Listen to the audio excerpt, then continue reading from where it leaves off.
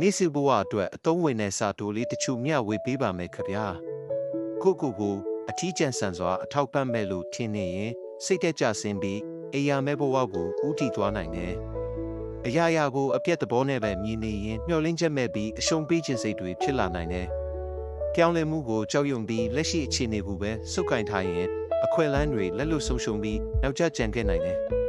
မိမိကိုတန်မိုးမထားပဲအားနေနေရင်အခက်ခဲတွေကိုရင်ဆိုင်ဖို့ခွန်အားမရှိတော့ပဲလက်မြောက်အရှုံးပေးမိနိုင်တယ်။အခုညီတောင်းခံဖို့ဝင်လေးနေရင်တကူရဲရုန်းကန်ရတာကြောင့်ပုံမှုပင်ပန်းဆင်းရဲပြီးအမားတွေစတိုက်ကျူးလုံမိနိုင်တယ်။လက်ရှိအခြေအနေကိုလက်မခံပဲအတိတ်ကိုပဲပြန်တွေးနေရင်ပြစ်စုံပံကိုဖျက်ဆီးစေပြီးအနာဂတ်အတွက်အခွင့်အရေးတွေဆုံးရှုံးမယ်။မိမိရဲ့အားနည်းချက်တွေကိုဖုံးကွယ်ထားပြီးအားသာချက်တွေကိုမရှာဖွေရင်မိမိကိုတိုးတက်အောင်လှုပ်ဆောင်နိုင်စွမ်းမရှိတော့ဘူး။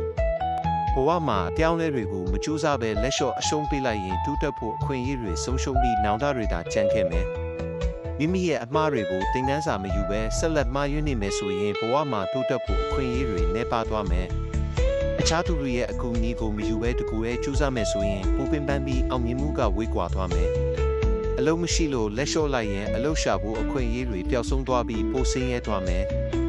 ကျမ်းမာရေးကိုဂရုမစိုက်ပဲပေါ်ဆနေရင်ယောဂတွေပူဆိုးလာပြီးကုသဖို့ငွေကုန်ကြီးကြများလာမယ်။ငွေကိုမစုဆောင်ပဲထုံတီးနေရင်အရေးပေါ်အခြေအနေတွေမှာအခုညီမဲ့ပြီးဒုက္ခရောက်မယ်။အသိပညာကိုမရှာဖွေပဲအသိမဲ့နေရင်ခက်တဲ့အညီမလိုက်နိုင်တော့ပဲနောက်ကျကြံခဲ့မယ်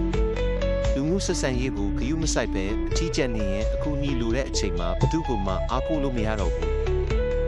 စိတ်သက်ကိုအားမွေးမထားပဲအားငယ်နေရင်ဘယ်အရာကိုမှကောင်းဆုံးလှုပ်ဆောင်နိုင်မှာမဟုတ်ဘူး။အရာရာကိုအပြစ်တင်နေမယ်ဆိုရင်ကိုယ်တိုင်လည်းဘာမှတိုးတက်လာမှာမဟုတ်ဘူး။အခွင့်အရေးတွေကိုလက်လွတ်ဆုံးရှုံးသွားရင်နောင်တနဲ့ပဲဘဝကိုဖျက်ဆီးရလိမ့်မယ်။ကိုမယုံကြည်ရင်ဘယ်အရာကိုမှအောင်မြင်အောင်လုပ်နိုင်မှာမဟုတ်ဘူး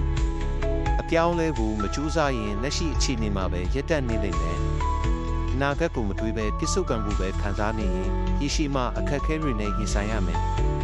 အမားတွေကိုဝန်မခံပဲစင်ကြီးတွေပြီးနေရင်ကိုကေစင်ဖို့အခွင့်အရေးတွေပျောက်ဆုံးမယ်။အရာရာကိုစိတ်မဝင်စားပဲပြီးနေရင်ဘဝမှာတိုးတက်ဖို့အခွင့်အရေးတွေလက်လွတ်ဆုံးရှုံးမယ်။အကြောက်တရားကိုအနိုင်မယူပဲရှောင်နေရင်ဘဝမှာရဲရဲဝံ့ဝံ့ရင်ဆိုင်ရမယ့်အခွင့်အရေးတွေပျောက်ဆုံးမယ်။အခြားသူတွေကိုမယုံကြည်ပဲတန်တရားတွေနဲ့နေထိုင်ရင်ပတ်ဝန်းကျင်နဲ့အဆင်မပြေဖြစ်ပြီးအထီးကျန်ဆန်မယ်။ဒီမှန်းချက်မဲ့စွာဘဝကိုဖြစ်တန်းနေရင်အောင်မြင်မှုနဲ့ဝေးကွာပြီးပျော်ရွှင်မှုလည်းမရနိုင်ဘူး။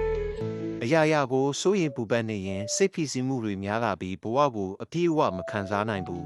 ။အခြားသူတွေကိုအာမနာပဲကိုကြိုးပဲကြည့်နေရင်ပတ်ဝန်းကျင်နဲ့အဆင်မပြေဖြစ်ပြီးအထီးကျန်ဆန်မယ်။ငွေကိုမစင်ကျင်ပဲတုံ့ဖြုံနေရင်အကျွေးတွေများလာပြီးဘဝမှာဒုက္ခရောက်မယ်။ကျမ်းမာရေးကိုဂရုမစိုက်ပဲပေါ်ဆနေရင်ယောဂတွေရလာပြီးဘဝမှာပျော်ရွှင်မှုတွေလျော့နေသွားမယ်